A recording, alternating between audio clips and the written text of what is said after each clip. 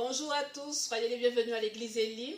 Nous sommes heureux de vous revoir en ce dimanche matin pour célébrer et adorer notre Seigneur et lui apporter nos louanges. Nous allons lui donner la première place en ce dimanche matin. Amen, alléluia.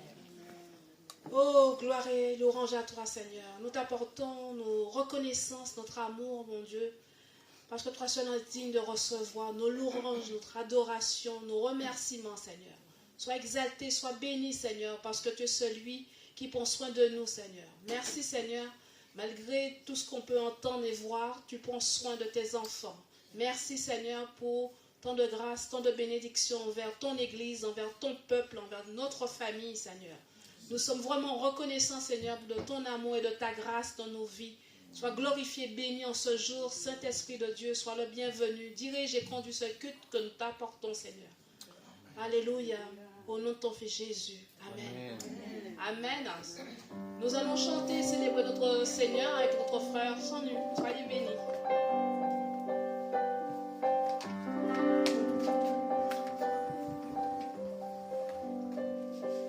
Bonjour à tous, bienvenue à notre église Elim.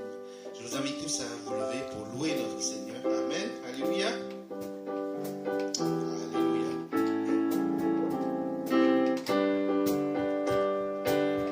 Parce qu'il vit. Est-ce que notre Seigneur vit en nous? Amen. Alléluia. Alléluia. Merci.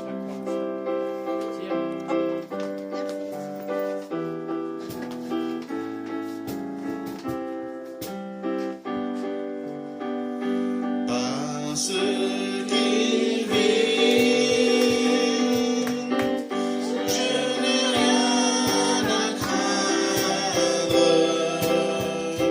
Mes lendemains sont assurés entre ses mains.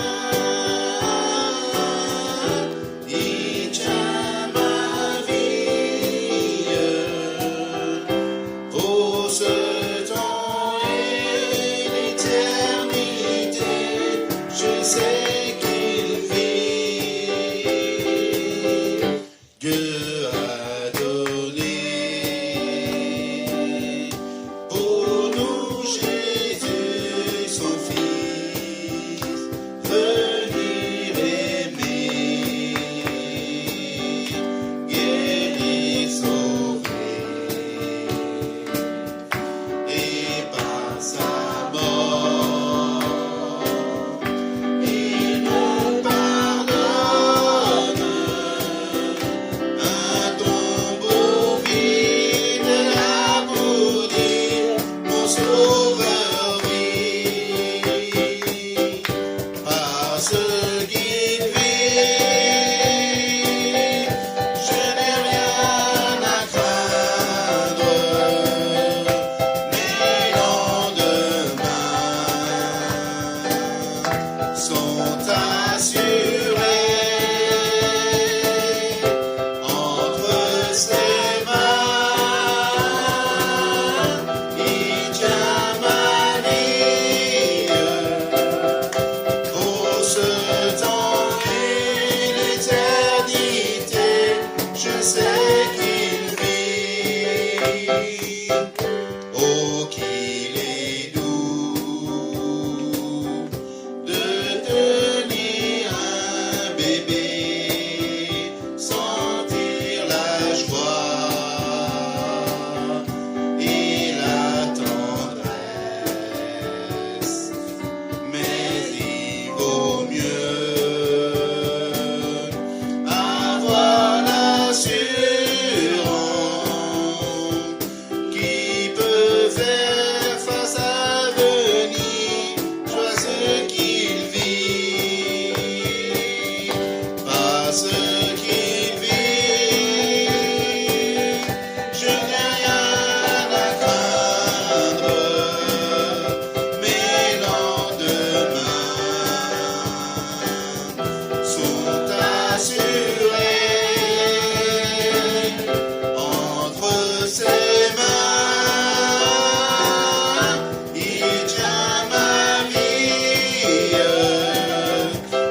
pour ce temps et l'éternité, je sais qu'il vit, parce qu'il vit, je n'ai rien à craindre, mes lendemains sont assurés entre ses mains. Il tient ma vie pour ce temps et l'éternité. Je sais qu'il vit pour ce temps et l'éternité. Mon Sauveur vit. Alléluia, applaudis notre Seigneur. Alléluia, parce que tu es vivant, Seigneur. Tu es vivant en nous, Seigneur. C'est toi qui nous donnes, Seigneur. Avant de partir, tu as dit, je ne me laisse pas seul. Je vous donne mon consolateur, qui est mon esprit, Seigneur, qui est devant chacun d'entre vous. Alléluia, merci encore pour cette bénédiction et cette joie d'être dans ta présence encore, Seigneur. Merci parce que tu as fait tout pour moi sur la croix, Seigneur. Tu t'es sacrifié pour mes iniquités. Tu t'es sacrifié parce que c'est moi qui devais prendre cette condamnation. Mais par amour, parce que tu nous aimes d'un amour éternel, Seigneur. Par cet amour, Seigneur, tu t'es sacrifié à notre place. Merci Jésus. Alléluia.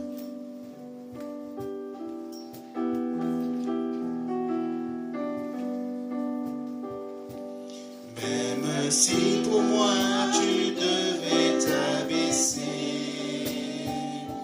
pour porter ma vie et tout réconcilier,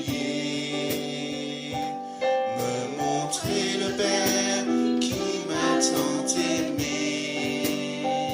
Je sais que pour moi tu l'as fait. Je sais que pour moi tu l'as fait.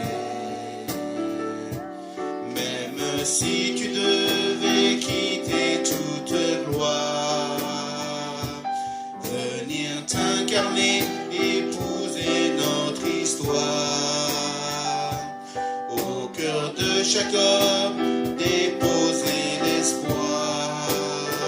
Je sais que pour moi, tu l'as fait. Je sais que pour moi, tu l'as fait.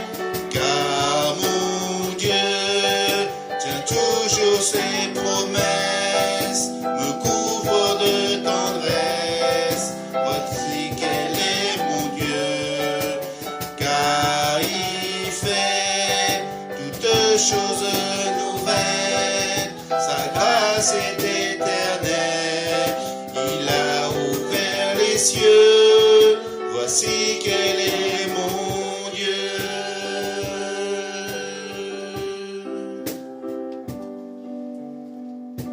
Même si la croix devenait ton fardeau, le poids de saumon oublié dans le tombeau, pour essuyer toute larme et tout sanglot, je sais que pour moi tu l'as fait. Je sais que pour moi tu l'as fait. Car mon Dieu tient toujours ses promesses, me couvre de tendresse. Voici quel est mon Dieu, car il fait toutes choses nouvelles. Sa grâce est éternelle, il a ouvert les cieux. Voici quel est mon Dieu.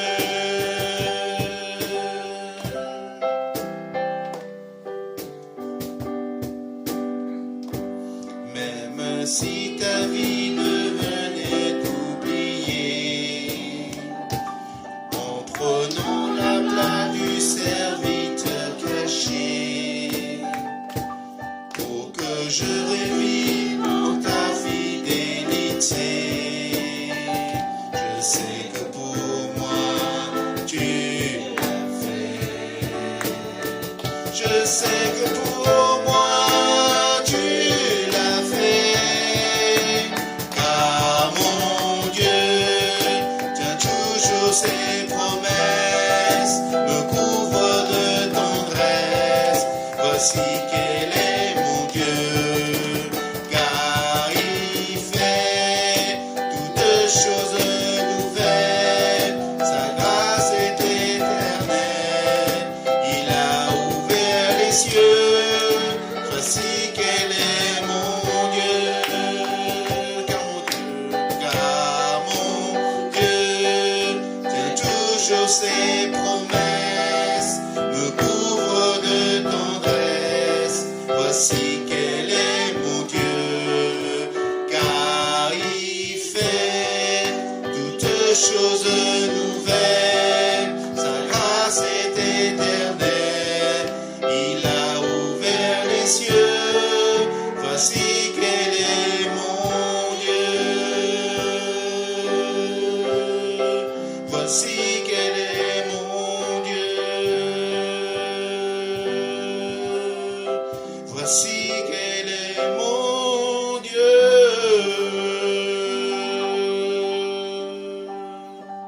Merci Seigneur.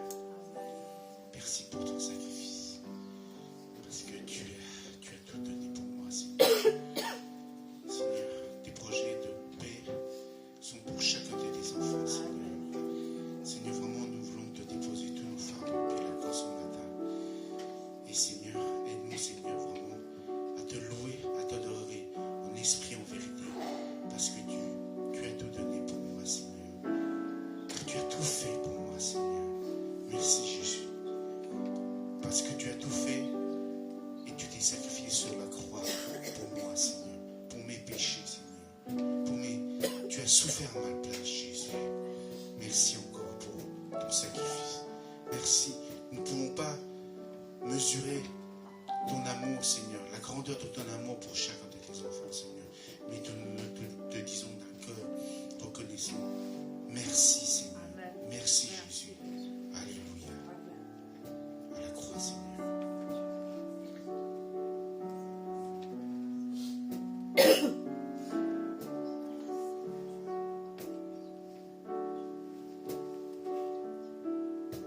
Il y a un lieu où l'on trouve la miséricorde.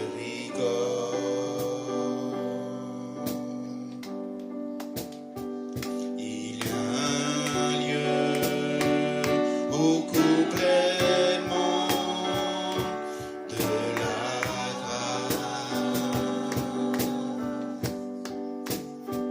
où tout amour que j'ai trouvé comme un torrent qui coulera.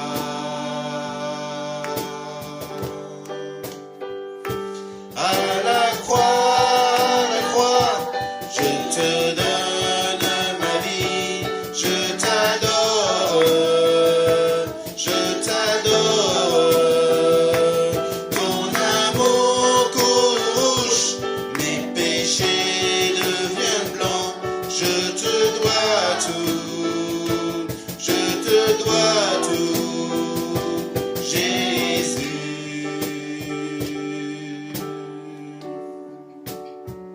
Il y a un lieu où mes péchés sont enlevés.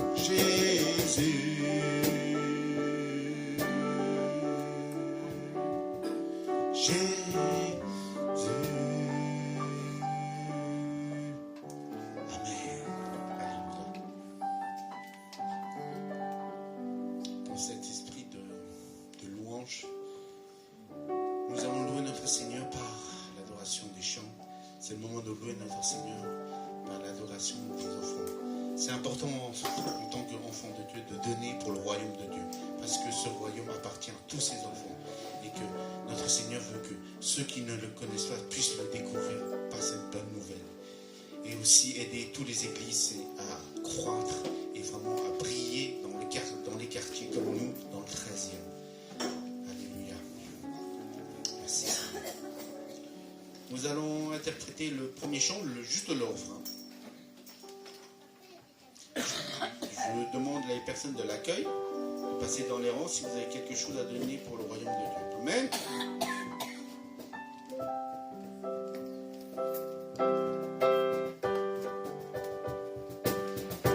Parce qu'il vit, je n'ai rien à craindre, mes lendemains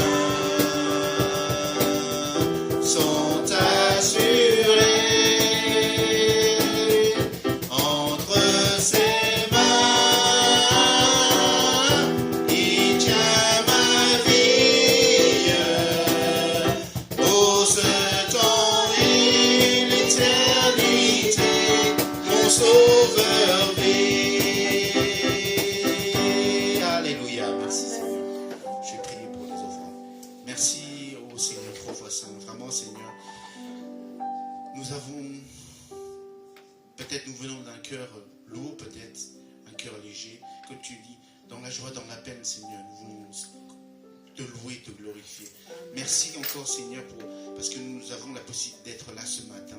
Parce que tu as voulu que nous soyons là afin qu'on puisse écouter ta parole encore aujourd'hui. Merci encore Seigneur. Aide-nous Seigneur vraiment à avoir un cœur d'adoration, un cœur joyeux Seigneur pour donner pour ton royaume Seigneur. Parce que c'est toi qui nous a donné l'exemple de donner. Tu as donné ta vie pour chacun d'entre nous Seigneur. Merci encore Seigneur pour ceux qui peuvent donner Seigneur et aide ceux qui n'ont pas pu donner à donner par la suite Seigneur. C'est avec joie qu'on doit donner Seigneur. Vraiment Seigneur, tu nous as dit que Seigneur, mettez-moi à l'épreuve si je n'ouvre pas l'écluse du ciel Seigneur. Vraiment Seigneur, plus nous donnons, plus nous recevons de bénédictions Seigneur. C'est toi qui nous l'as dit Seigneur. Merci encore Seigneur pour tes promesses, parce que tes promesses ne changent jamais et que tu es éternel et que tu es fidèle en chacun de tes paroles. Merci encore mon roi, mon Dieu, pour tous tes bienfaits. Nous te prions, nous te remercions au nom de Seigneur Jésus-Christ. Amen. Amen. Vous allez vous préparer pour la scène. D'accord. Merci à notre frère Chandu. Nous gardons cet esprit de louange, de reconnaissance à notre Seigneur et nous allons partager la Sainte Seine, ce temps consacré à la mort et à la résurrection du Seigneur avec notre pasteur Stuart.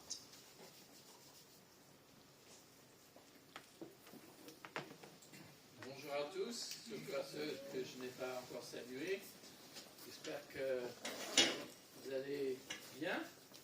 Amen. J'étais accueilli par Gladys ce matin qui m'a dit, ça m'a frappé. Elle m'a dit, on fait partie des vivants. Alors j'espère que vous faites partie des vivants quand même. Voilà. Alors les chants nous ont rappelé un aspect de la croix que le Christ s'est donné pour nous. C'est le sacrifice que... Ah oui, j'ai pas pris mon texte pour ça. C'est le sacrifice que le... Ah, c'est là, vous voulez prendre le micro. Ah, si vous voulez.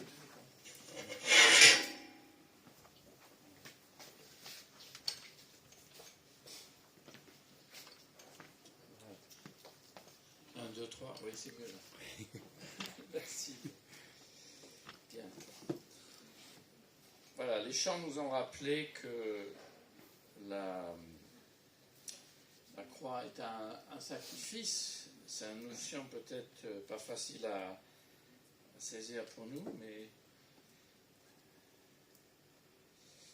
c'est un sacrifice, et on va voir ça tout à l'heure dans la prédication, c'est un sacrifice que le Seigneur a préparé. C'est un sacrifice qu'il a préparé depuis longtemps. Parce qu'il a décidé, c'est par cette croix qu'il allait nous sauver.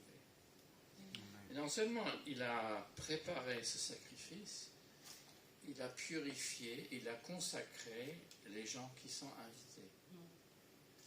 Et nous sommes ces invités ce matin à ce repas simple tel que nous le célébrons ici, donc avec le pain et la coupe. Nous sommes ces invités. Et vous vous dites ce matin, ouf, invité, oui, d'accord, pourquoi pas.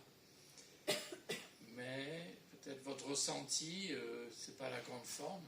À 16 ans, il fait pas beau dehors. C'est comme l'Angleterre. Mais en Angleterre, il y a toujours le soleil. Toujours, mais c'est derrière le nuage. Bon. Oui, où est-ce que je dis? En Angleterre. Non, je reviens en France. Oui. Peut-être le fait qu'on répète la Sainte Seine chaque mois, c'est à la fois nécessaire de le faire, mais cette répétition peut parfois nous lasser, puisqu'on ne saisit pas pourquoi il faut refaire. Mais on refait parce que c'est un rappel de la croix et de la résurrection. Mais c'est pas seulement comme si vous allez, enfin bon, je pense pas que vous l'avez fait, comme si vous alliez au cimetière le 1er novembre. C'est pas simplement ça. Sainte Seine, c'est une rencontre, c'est une nourriture, c'est être invité et d'être en présence de celui qui nous invite. Et bien ça, on ne peut pas prendre ça à la légère. Et pour cela, je vais vous lire un ou deux versets du livre de Sophonie que nous allons méditer tout à l'heure, qui sont là comme une demande, une invitation. Tournez-vous vers le Seigneur, vous tous les humbles de la terre, qui mettez en pratique le droit qu'il établit. Cherchez ce que Dieu veut. Cherchez ce qui est humble devant lui. Vous serez peut-être épargnés au jour de la colère du Seigneur. Ça, c'est le texte qui dit ça. C'est une invitation comme une autre à se tourner vers le Seigneur. Donc, je vous invite à un instant de silence, après je vais prier en votre nom.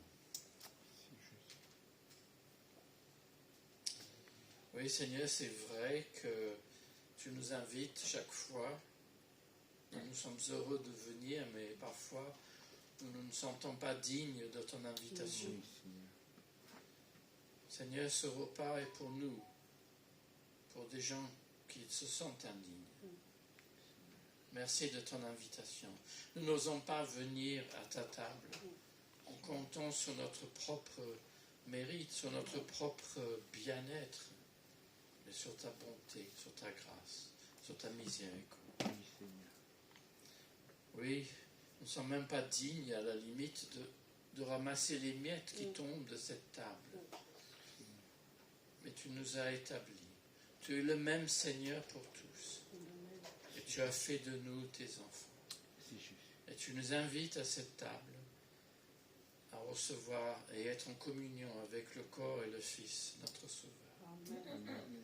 Seigneur, nous t'en bénissons et nous t'en prions que nous puissions recevoir dignement ce que nous allons recevoir et ainsi être en communion avec toi et les uns avec les autres.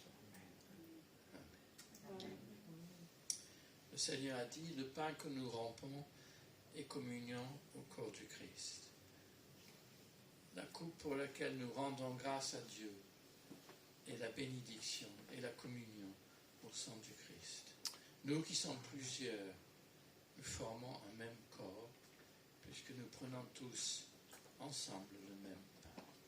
Qu'il en soit ainsi. Amen. Amen.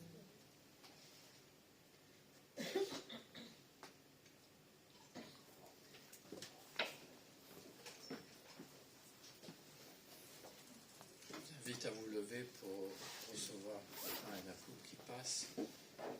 Si vous voulez faire monter une prière à ce moment-là, vous pouvez. Alléluia, merci Seigneur.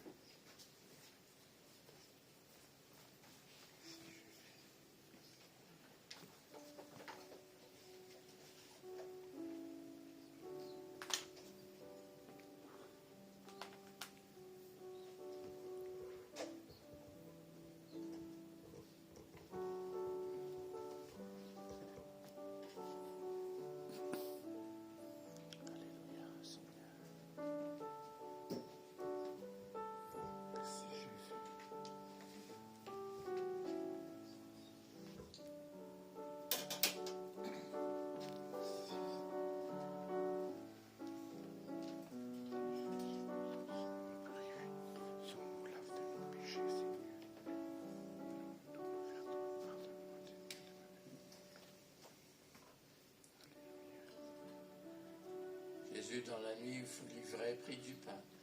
Après avoir rendu grâce, il le donna à ses disciples en disant, ceci est mon corps donné pour vous. À la fin du repas, il a dit, cette coupe est la nouvelle alliance faite en mon sang. Prenez, buvez-en tous. Amen.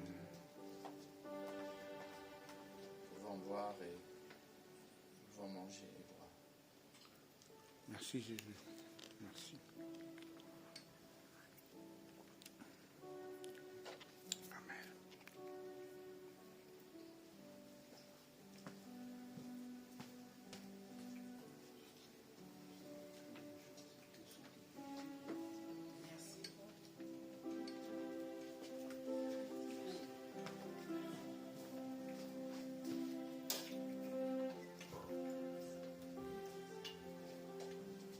Nous allons chanter c'est ton sang qui purifie. Pour ceux qui n'ont pas les paroles, mais je pense que voilà, soit vous me suivez, soit si vous connaissez les paroles.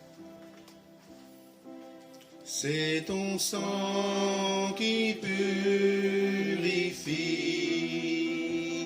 c'est ton sang qui donne la vie, c'est ton sang qui a coulé, oui ton sang précieux m'a racheté, je suis plus blanc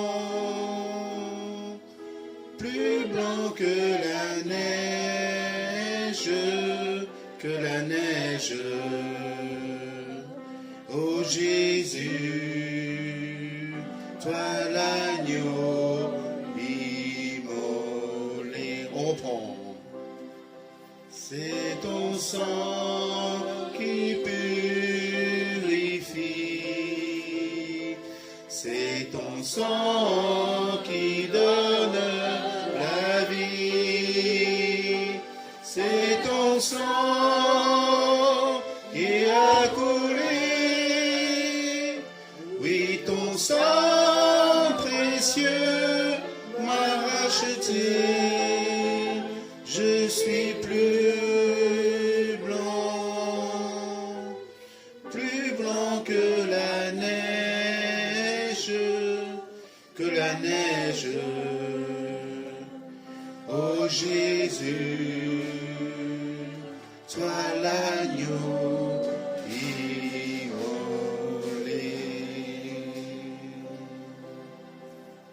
Amen. C'est ton sang qui nous purifie, Seigneur. C'est ton sang qui nous lave de nos péchés.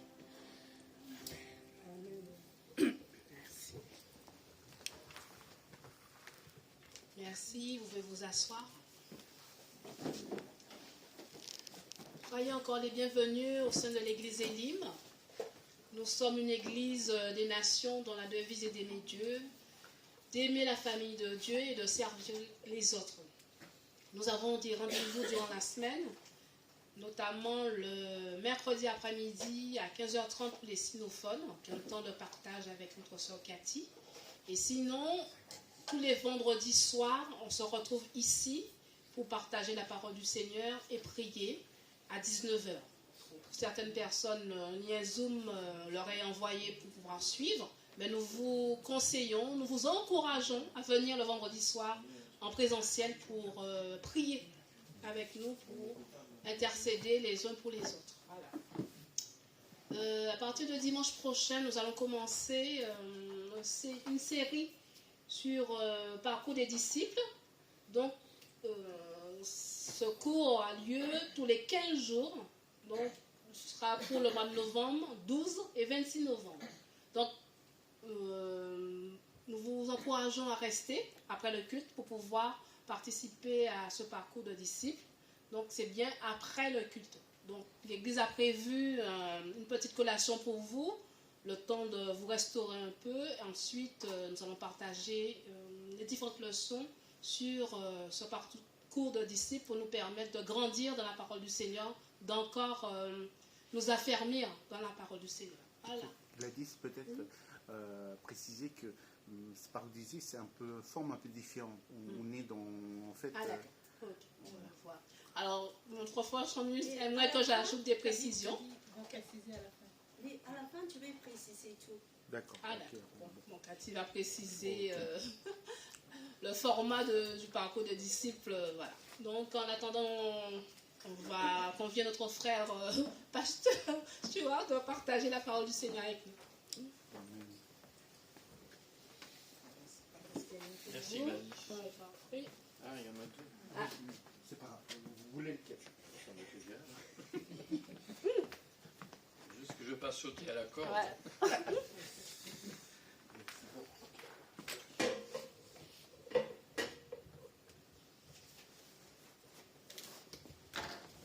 Voilà, bonjour. Maintenant, le temps de lire la Bible. Et c'est vrai, je vous invite aujourd'hui à lire un petit prophète de l'Ancien Testament. Je reconnais, c'est probablement pas là où vous allez souvent. C'est un peu pour ça que je le fais. Donc on va faire une fois aujourd'hui et une fois en décembre. Le sujet est un peu sombre, mais il y a déjà du soleil dehors. Et nous allons terminer sans doute en arrivant à Métro Gaîté. Donc, alerte, c'est la crise. Alors on va faire les deux lectures, les deux lectures. Donc, on peut avancer sur l'écran. Ça, on l'a déjà fait. On l'a déjà fait, là. Patricia. Encore plus loin. Voilà.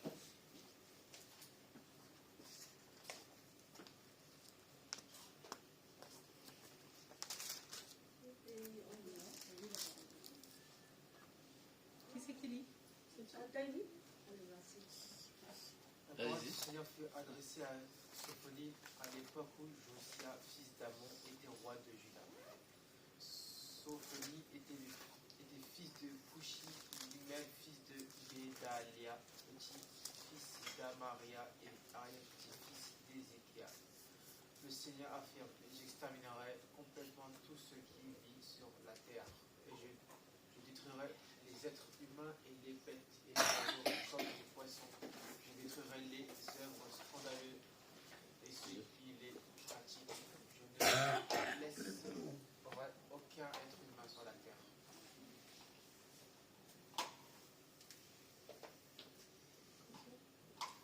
Faites silence devant Dieu le Seigneur, car le jour où il interviendra, il est proche. Le Seigneur a préparé un sacrifice. Il a déjà purifié ses invités. Au jour de ce sacrifice, dit le Seigneur, je punirai les chefs, les fils du roi, tous ceux qui s'habitent sont en mode étrangère. Ce jour-là, je punirai tous ceux qui sautent par-dessus le seuil du temple et qui remplissent la maison de leur maître de la fraude et de la violence.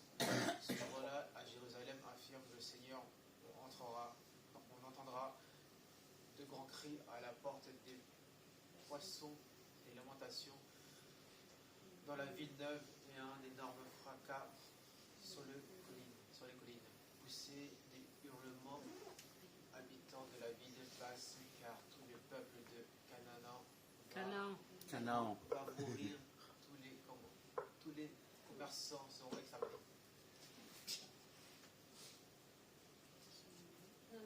Continue. Tu vas continuer, c'est assez lent. Oui. À ce moment-là, je prendrai une lampe pour fouiller la ville de Jérusalem. Je servirai contre le... Séviré. Je servirai contre Non. le... Sévir. Sévir. C'est pas servir. Sévir. Je servirai contre les hommes qui sont à terre comme le vin laissant déposer son résidu et qui disent: le Seigneur ne peut rien faire, ni en bien ni en mal. Les biens, leurs richesses seront pillés et leurs maisons détruites. Ils construisent des maisons, mais ils ne les habiteront pas. Ils plantent des vignes, mais ils n'en boiront pas le vin. Le grand jour du Seigneur approche. Il arrive en toute hâte. Ce jour-là, il y aura des crises. Cri. Il y aura des cris de désespoir, même les plus courageux appelleront au secours. Ce sera un jour de fureur, un jour de détresse et d'angoisse, un jour de ruine et de désolation, sera un jour d'obscurité profonde, un jour de nuées sombres et de nuages épais. Et Nicolas, Ce jour-là, on entendra les soldats sonner de la trompette et pousser des cris de guerre contre les villes fortifiées et la haute tour. Je plongerai les êtres humains dans le malheur, dit le Seigneur. Ils tâtonneront comme des aveugles par ceux qui ont péché contre moi. Leur sang sera répandu partout comme de la poussière, et leurs cadavres pourriront comme des ordures. Ni leur argent ni leur or ne pourront les sauver au jour de la fureur du Seigneur. La terre entière sera détruite par le feu de son ardente colère. Oui, ce sera une destruction terrible qui exterminera tous les habitants de la terre. Voilà, c'est réjouissant. une lecture redoutable. Ouais. C'est très Merci réjouissant. pour vos lecteurs. Il y a quelques difficultés avec les noms, mais il faut lire attentivement. Hein. Alors, on a deuxième lecture dans l'Évangile qui est un peu sur la même thématique, mais qui va compléter. Nathalie, Il leur répondit, celui qui sème la bonne semence, c'est le Fils de l'homme. Le champ, c'est le monde. La bonne semence, ce sont les fils du royaume. La mauvaise herbe, ce sont les fils du mauvais. L'ennemi qui l'a semé, c'est le diable. La moisson, c'est la fin du monde. Les moissonneurs, ce sont les anges. Ainsi, tout comme on arrache la mauvaise herbe pour la jeter au feu, de même en sera-t-il à la fin du monde. Les fils de l'homme, Non, le Fils de l'homme, c'est le titre de Jésus. Ah. Le Fils. le Fils de l'homme enverra ses anges, qui arracheront de son royaume toutes les causes de chute et ceux qui font du mal. Ils les jetteront dans la fournaise ardente. C'est là qu'il y aura des pleurs et des grincements de dents. Alors les justes brilleront comme le soleil dans le royaume de leur Père. Que celui qui a des oreilles écoute. Merci beaucoup. Voilà. C'est un sujet sombre pour le début du mois de novembre, quand il y a la pluie, quand il y a des feuilles qui tombent, quand on est un petit peu... On préfère rester sous la couette, hein, je veux dire, c'est un jour... quoi qu'il fait beau dehors, hein. Si, Oui. Si, il y a faut du croire, hein. soleil. Il y a du soleil. C'est du vent. Alors, Sophonie, donc, je pense bien que c'est un livre d'un petit prophète que vous peut-être n'avez jamais lu. Alors là, ce matin, c'est la partie la plus sombre, si on peut dire. Il y a à la fin, c'est un peu plus moins sombre, mais on gardera ça pour la prochaine fois que je viens. Et si vous avez un moment cet après-midi, moi je vous encourage à lire le tout. Hein. C'est pas très long, 3 chapitres. Mais surtout, voilà, dans la traduction en français courant, c'est assez facile. Hein. Mais bon, c'est toujours bien de le lire dans la Bible que vous utilisez. Et pour apprendre par cœur aussi, peut-être une Bible plus littérale. Mais le français courant aide à comprendre parfois le sens, hein, de certains détails. Voilà. Alors, c'est l'alerte. Sophonie, c'est comme un lanceur d'alerte. Il veut nous interpeller. Alors, l'actualité, c'est sûr, est sombre aussi, donc ça va bien ensemble. Mais l'actualité m'a appris un mot, je ne sais pas si c'est de l'hébreu ou de l'arabe, c'est peut-être les deux en fait. Hein. Et c'est un mot Nakba, la Nakba. Et apparemment, la Nakba, c'est l'équivalent en français, c'est la cata. Ah, catastrophe. La catastrophe. Alors, c'est sûr, hein, crise humanitaire, guerre, prise d'otages, actes terroristes, riposte militaire.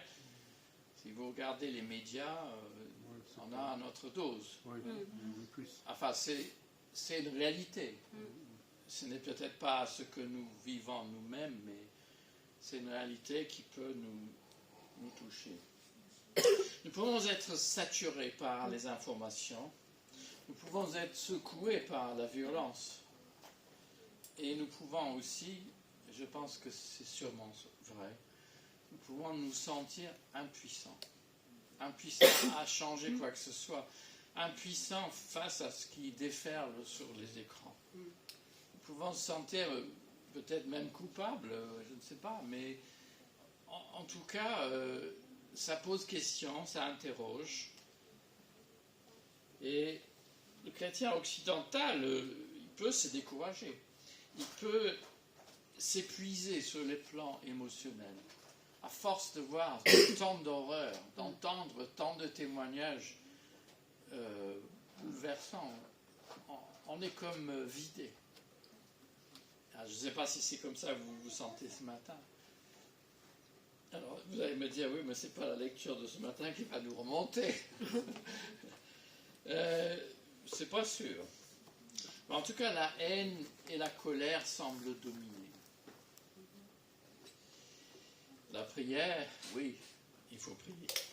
La faim, pas sûr.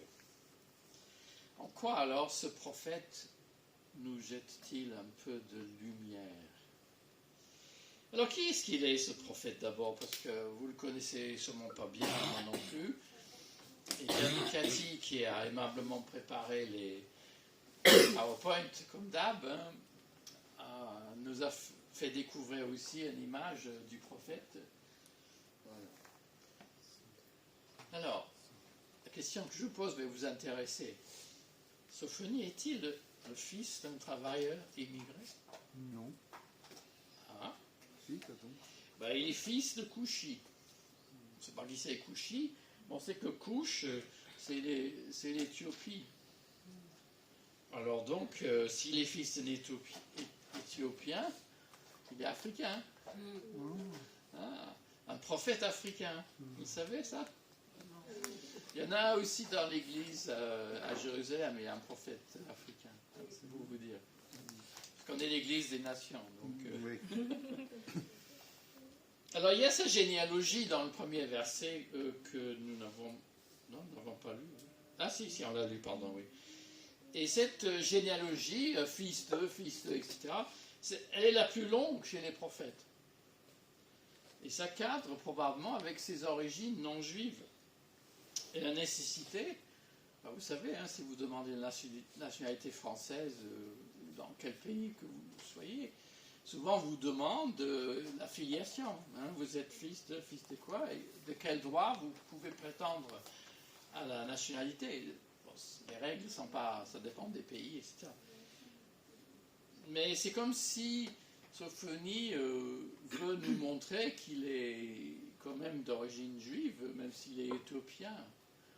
Enfin, c'est un peu de la spéculation tout ça, mais je lis dans les détails. Alors, il est aussi dit qu'il est arrière-petit-fils d'Ézéchias. Alors, certaines Bibles vous diront que c'est le roi Ézéchias, et donc il est descendant du roi. Il y a d'autres Bibles qui vous le diront non. En tout cas, c'est pas impossible. Il a le même nom, Ézéchias. Donc ça, c'est un nom bien juif. Donc, il est de famille juive, alors. Même si son papa était peut-être éthiopien. Mais c'est pas impossible qu'il descende du roi, mais ce n'est pas certain. En tout cas, Sophonie connaît bien la ville de Jérusalem, ses ruelles et ses quartiers. Parce qu'il parle de la porte des poissons, de la ville neuve, donc il connaît, verset 11. Il connaît aussi le milieu du temple. Et il dit, à ce moment-là, je prendrai une lampe pour fouiller la ville de Jérusalem. Et la lampe est devenue en quelque sorte le symbole de ce prophète, pour chercher des êtres humains, pour leur annoncer. C'est sa marque d'identité. Il observe bien aussi la manière dont ses concitoyens se comportent, tant dans leur pratique du culte que dans leur vie quotidienne. Alors il reproche qu'ils soient habillés selon une mode étrangère. Alors là, on se demande de quoi il parle là. En fait, on ne sait pas, mais c'est probable que ces modes qu'il dénonce avaient un lien avec un culte païen. Et c'est vrai que même de nos jours, pouvez avoir des façons de s'habiller qui sont en lien avec un style de vie, un mode de vie, une musique, ou alors que ce soit, par exemple des punks ou des rastas. Et oui, l'habillement là affiche quelque chose. Mais vous le savez comme moi, pas toujours. Même une religion. Et puis vous avez cette parole qui est quand même choquante. Certains juifs croyaient le Seigneur ne peut rien faire, ni en bien, ni en mal. Il faut être bien déprimé pour arriver là. Hein. Mais c'est comme si chacun de nous affirmait face aux difficultés son indifférence, voire son fatalisme. Ah, c'est comme cela, c'est la vie. Comme si on disait, je ne peux rien faire. Je suis impuissant, je suis incapable, je suis trop vieux, enfin, je suis trop petit. Alors peut-être vous ressentez ça parfois. Et face à ce message, face à cette lecture, vous vous sentez écrasé. Vous vous dites, mais voilà, c'est terrible tout ça, pourquoi Dieu parle comme ça? Alors Sophonie occupe une position de solidarité entre le peuple juif et les nations. Et en cela, il ressemble à la vocation des chrétiens. Parce que nous recevons l'appel d'être loyal et solidaire à la fois envers Dieu et son peuple, de l'Église, mais aussi envers nos proches et nos semblables dans ce monde. C'est comme si d'une main on touche les autres et de l'autre main on est près de Dieu et sa famille. C'est ça, être en fait prêtre.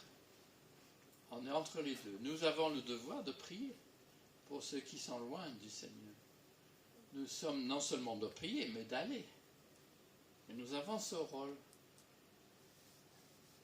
Alors son nom en hébreu veut dire le Seigneur est un abri. Ah, vous voyez, il y a quand même des détails. Vous allez voir dans ce livre, il y a des détails qui sont très très encourageants. Et qu'on le veuille ou pas, Sophonie, du fait que son père était éthiopien et qu'il a un nom qui veut dire le Seigneur est un abri, c'est hyper important pour son message. Ça va ensemble. Alors son message, justement, c'est ce jour de l'Éternel. Ce jour n'indique pas un jour de 24 heures, hein, ni un temps court. Il désigne un temps de crise, soit quand le Seigneur intervient de manière décisive auprès de son peuple, soit quand le Seigneur bouleverse l'histoire du monde. Alors, on peut vous demander, dans l'histoire d'Israël, quels sont les événements où le Seigneur bouleverse l'histoire? L'Exode et... J'ai entendu quelque chose, mais je n'ai pas entendu bien. Plus récemment? L'exil. L'exil, ouais. Enfin, plus récemment, je ne sais pas, allez-y. Oui. La Shoah? Oui, la Shoah. Ouais. Ah, la Shoah, oui, aussi, ouais. Mais là, c'est plus... Oui, effectivement. Oui, c'est vrai. Je n'avais pas noté ça, mais effectivement. Alors, le jour de l'Éternel, c'est un concept qu'on trouve dans le livre de Joël aussi, où il s'agit d'un temps futur, mais proche. Parfois, il se rapporte à un jour passé. Mais son accomplissement ne se limite pas à l'exil. Vous allez me dire, oh là là, tout ça, ça me dépasse. C'est vrai, je vous demande, j'essaie de le faire très simple, mais je vous demande un petit peu de vous accrocher. Et je crois que, malgré cette annonce difficile à entendre, de destruction, il y a des nuggets dedans pour nous aujourd'hui. Faites silence devant le Seigneur, devant Dieu. Le jour où il interviendra est proche. Ça, c'est le message qu'on a tout au long de ce matin. Il a préparé un sacrifice, a déjà purifié ses invités. Vous voyez ce que j'en ai fait pour la scène. Donc, c'est là où on voit bien que la parole de Dieu, même au coin les plus sombres de l'Ancien Testament, nous montre quelque chose de l'amour de Dieu, de la justice de Dieu. Parce qu'en fait, la correction de Dieu dans ce passage vise à restaurer son peuple indigne et à intégrer les gens des autres peuples dans le peuple de Dieu. Et c'est une menace en fait, Sophonie dit. Ça ne veut pas dire que le Seigneur l'exécutera un jour, mais la menace est là pour inciter les gens à se retourner vers lui. Et Sophonie, on verra ça la prochaine fois, il y a même des promesses qu'il veut faire venir les nations à lui et enlever ce qui les empêche de se tourner vers le Seigneur. C'est extraordinaire. Et c'est la croix, comme on a chanté, qui assure notre paix avec Dieu. Vous allez me dire, oui, on le sait, ça. Et c'est vrai, mais ce qui est extraordinaire, c'est nous sommes ses invités, ce matin, qu'il a déjà purifié.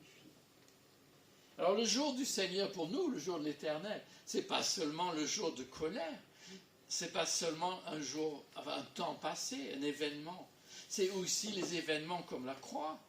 C'est le jour de l'Éternel où Dieu a brisé son serviteur pour notre salut. Mais c'est aussi le jour du Seigneur, c'est le jour où Dieu a ressuscité Jésus d'entre les morts. Donc l'idée de Dieu, justement, c'est comme si le jour du Seigneur, c'est une manière de démolir cette idée que le Seigneur ne peut rien faire, ni en bien, ni en mal. Et c'est ce que pensent beaucoup de gens. Hein. Ah ben votre Dieu, il est en vacances, ou je ne crois pas qu'il existe. Il y a trop de mal dans ce monde. S'il était là, pourquoi il ne fait pas quelque chose? Ça, on l'entend, hein, souvent. Oui. Et parfois, nous pouvons le penser aussi, mais Seigneur, où est-ce que tu es? Je ne sens pas que tu sois là. Je ne suis pas négatif parce que j'aime bien le négatif, mais c'est parce que c'est du réel. Que chacun de nous ressent cela. J'en suis convaincu. Nous n'osons peut-être pas le dire, mais il y a des moments où nous sentons cela. Mais la foi, ce n'est pas seulement le ressenti. Ma mère, cette semaine, elle a dû faire un biopsie dans l'œil. Vous imaginez, c'est pas évident. Elle était très inquiète. J'ai dit, mais le Seigneur est là avec toi. Elle a dit, je sais, mais j'ai du mal à croire. J'ai dit, oui, ça, je comprends. Je veux dire, on a tous du mal à croire quand c'est nous.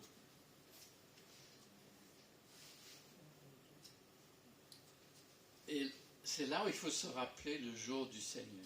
La croix et la résurrection. On pourrait ajouter aussi, puisqu'on est dans une église élime, le jour où Dieu envoie le Saint-Esprit, c'est aussi, Amen, hein? C'est aussi un jour de l'Éternel, où le Seigneur agit pour changer le monde. Et là, le premier du mois, on célèbre les anniversaires. Moi, vous savez, j'aime beaucoup la Pentecôte, parce que pour moi, c'est le jour de naissance de l'Église. C'est son anniversaire. Et c'est le Seigneur qui a fait ça. Qui aurait pu imaginer créer... il y avait le peuple juif, bon, très bien, mais ils n'étaient pas très chauds pour Jésus. Hein. Mais Dieu fait quelque chose d'extraordinaire. Il rassemble des gens qui sont juifs, des Africains, des gens de tous les pays du monde pour faire son Église. Mais il faut être fou. C'est un projet extraordinaire, ça. Et nous y croyons. Et nous y croyons, et nous le voyons, et nous disons, mais oui, le Seigneur agit quand même.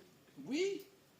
Et c'est pour cela que, vous voyez, ce thème, ça nous amène à le retour du Christ, ce sera le grand jour. Ce sera le jour de gloire par excellence. Ça aussi, c'est ça le jour du Seigneur. Et le dimanche, bon, en français on dit, hein, c'est le jour du Seigneur. J'ai mis quelques questions après, que vous regarderez ou pas. Mais le jour du Seigneur, c'est aussi dans le Nouveau Testament, c'est le dimanche, le premier jour de la semaine. Parce que c'est le jour de résurrection. Le dimanche, c'est toujours le rappel de la résurrection pour nous. Et pourquoi nous célébrons la scène? C'est la même chose. Vous voyez? Tout se renforce pour nous prendre cette idée du jour du Seigneur et de le décliner. Il y a son aspect sombre, mais il y a son aspect lumineux aussi. Alors, dans notre passage, donc, c'est un jour de colère. C'est un jour, alors ce passage à la fin du chapitre 1er est très sombre et bon, ça va bien avec la météo en novembre. Hein. Mais regardez cette verset 15. J'ai perdu la place sur la téléphone. Voilà. Il arrive, c'est un jour de fureur, de détresse, d'angoisse, de ruine. Un jour d'obscurité profonde. Bon, le texte précise quand même. Parce que les hommes, enfin pas seulement les hommes, hein, les femmes aussi, les êtres humains ont fauté, sont coupables devant Dieu. C'est pour cela. Et les signes de météo, la obscurité profonde, nuages sombres, ça c'est la portée cosmique qui est indiquée. Ce n'est pas seulement pour la terre d'Israël à l'époque, mais c'est pour le monde entier. Mais ça peut vous effrayer, je reconnais cette idée de jugement. Ce n'est pas un sujet qu'on aborde justement parce que certains n'y croient pas trop, d'autres c'est un peu gênant, on ne sait pas trop comment il faut parler. Est-ce que vraiment on peut accepter que Dieu va juger le monde? Et ces signes qui nous font un peu peur, mais c'est un code, enfin un langage si vous voulez, c'est le langage ce qu'on appelle apocalyptique, c'est-à-dire on parle du soleil qui disparaît, de la lune qui est cachée, des nuages.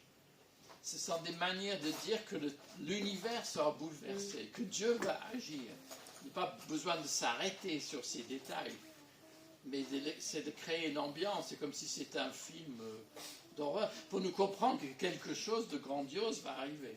On peut dire comme ça peut-être. Alors ces versets ont inspiré un chant en latin qui s'appelle le Dies Irae, donc c'est le jour de colère. Hein. Et ça a été utilisé en fait dans le temps dans les messes de Requiem, vous voyez, ça va bien ensemble. Enfin, il y a un pasteur quand même qui a dit, mais à la fin de ce chant qui était inspiré de Sophonie, alors excusez-moi mon latin, hein, Rex tremende majestatis, que salvandos salvas gratis, salvame fons pietas. Alors, en français, c'est quoi? Roi de terrible majesté qui sauve ceux qui sont à sauver par ta grâce. Sauve-moi, toi qui es la source de piété. C'est une prière que pourrait être la nôtre, de chrétiens protestants.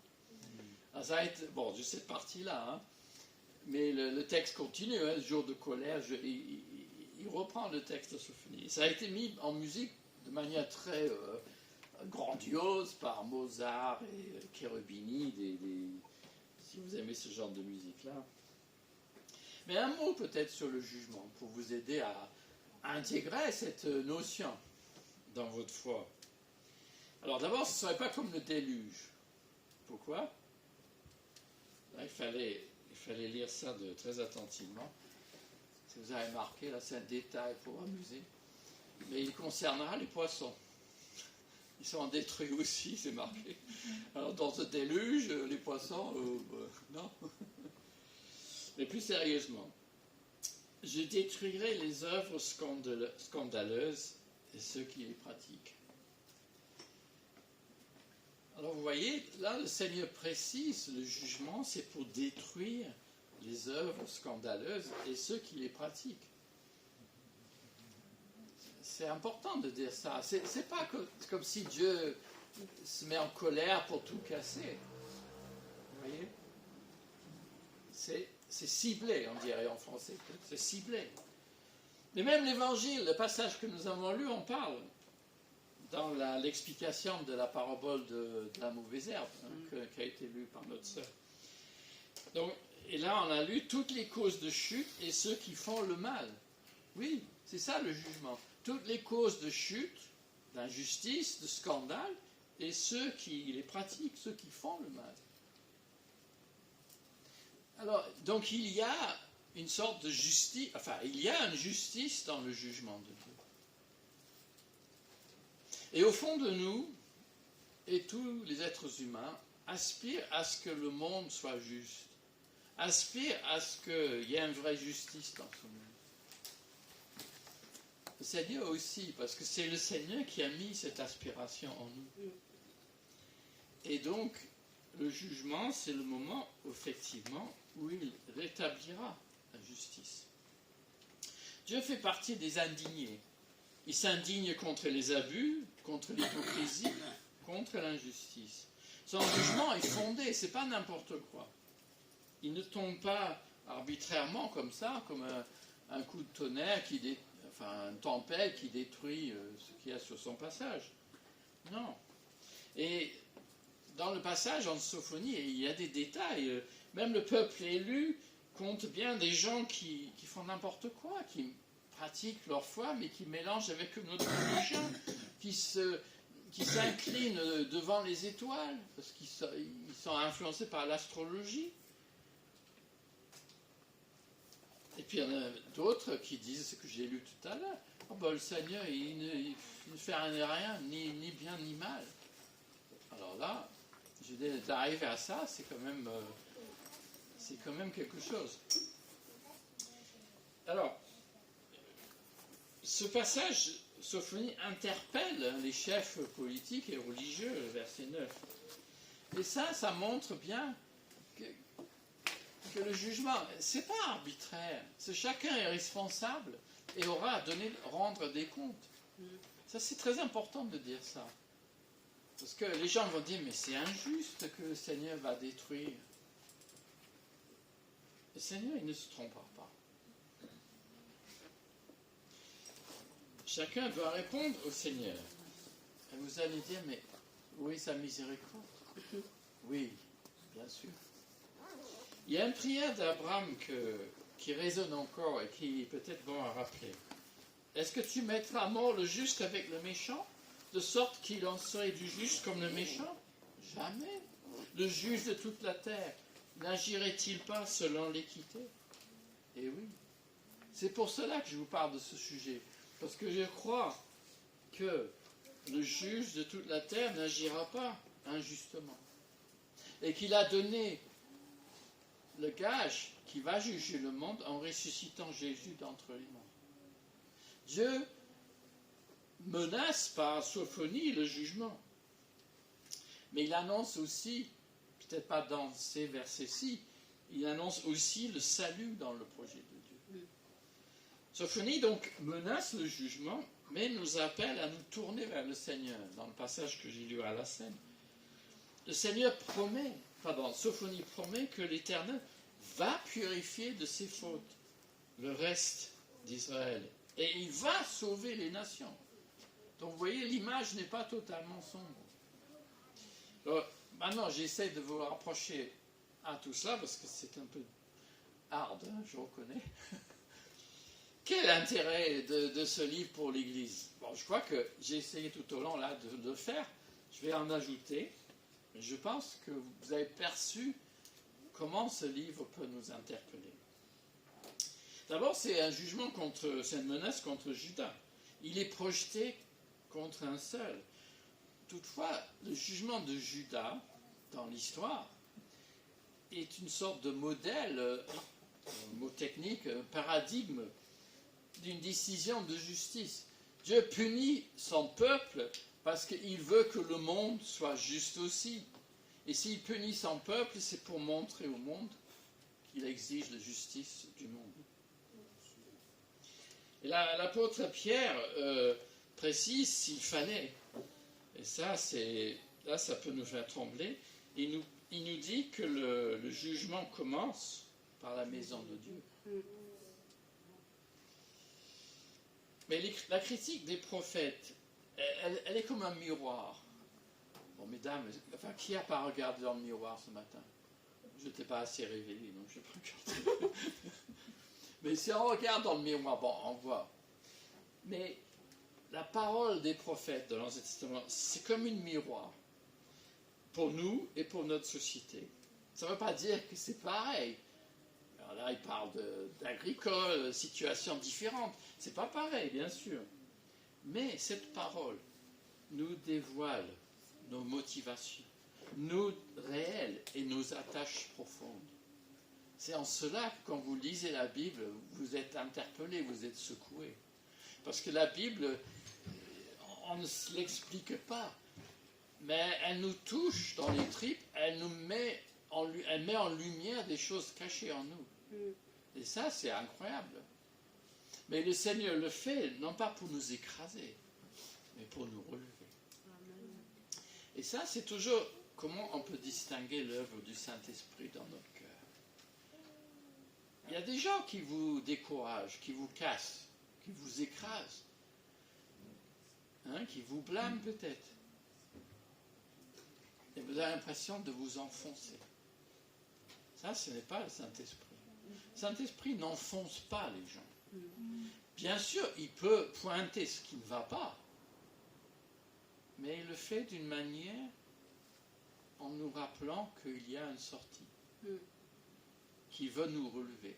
Et c'est ça la différence. On sait que ça, c'est le Saint-Esprit. La parole mesure l'écart entre nos propos et nos actes. Elle dénonce les fausses sécurités et les injustices de toutes parts. C'est pour cela que ce livre, comme les autres, menace à la limite l'Église. On n'aime pas entendre tout ça, mais interpelle la société. Ou si vous préférez, Sophonie interpelle l'Église et menace la société. C'est peut-être pour ça que l'idée du jugement n'est pas très souvent abordée dans les églises aujourd'hui. Que c'est délicat. Alors, que dire pour conclure? Le jour de l'Éternel, donc, ce n'est pas un jour de 24 heures, c'est un temps de crise. Un événement précis, et les prophètes, dans leur critique de la société, dans leur menace du jugement, servent donc de miroir pour notre société. Alors, bon, après tout ça, je ne sais pas en quel état vous êtes. Mais face à notre désarroi qui peut être là, juste simplement parce que vous n'arrivez pas à joindre les deux bouts, vous n'arrivez pas la fin du mois est difficile. C'est possible, hein? Face à notre tentation de nous replier sur nous-mêmes, de nous enfermer chez nous, Dieu nous demande d'écouter sa parole. Il nous demande de chercher son royaume et sa justice. Certes, la fin est proche. Et ben, même moi, peu que je regarde je regarde pas les réseaux sociaux, pas vraiment, mais même en allant sur Internet, vous pouvez trouver toutes sortes d'idées. La fin est proche, mais la fin est proche depuis 2000 ans. Mais nul ne sait le jour du retour de notre Seigneur. Nul ne le sait. Et il n'y a rien de plus dangereux que de nous faire comprendre qu'on est sur une sorte de calendrier dont quelqu'un sait les étapes. Ça ne se passera jamais comme on pense. Le Seigneur est acteur et il nous invite à être acteurs aussi. Parce que la nécessité d'agir selon la justice motive l'intervention du Seigneur dans notre monde. Le juge de toute la terre n'agit-il pas selon l'équité? Si lui, il agit avec justice, si lui, il est juste, elle doit inspirer aussi notre vie à son service. Vigilance, prière, vie transformée. C'est à cela que nous sommes appelés ce matin. Amen. Amen. Prions.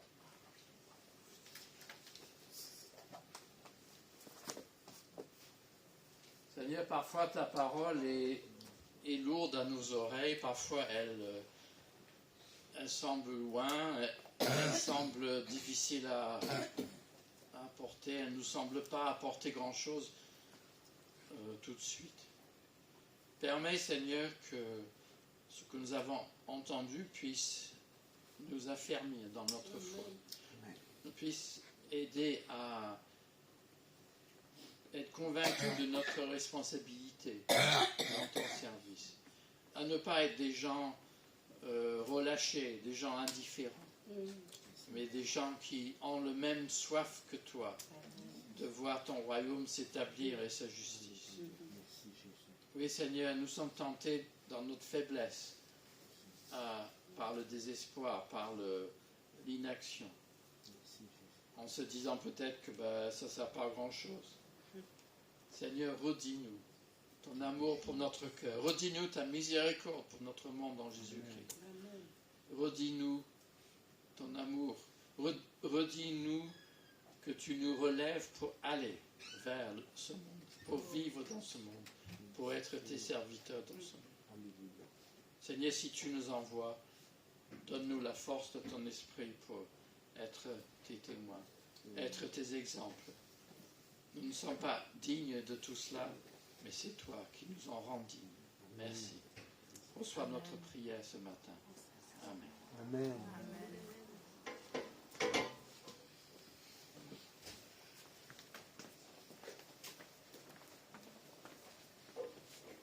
Merci, Pasteur Stuart.